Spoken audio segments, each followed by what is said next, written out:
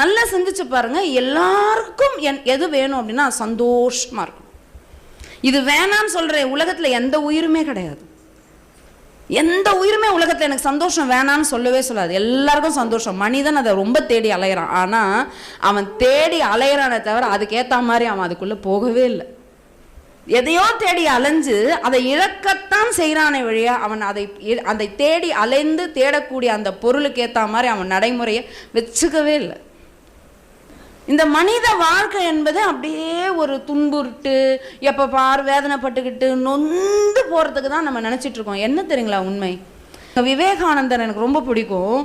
அதில் அவர் ஒரு வாக்கியம் சொல்வார். அந்த வாக்கியத்தில் அப்படியே நான் நின்று விடுவேன்.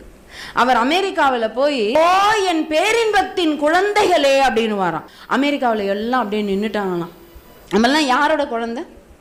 இறைவன் யார்? எப்போவுமே ஆனந்தமாக இருப்பான்.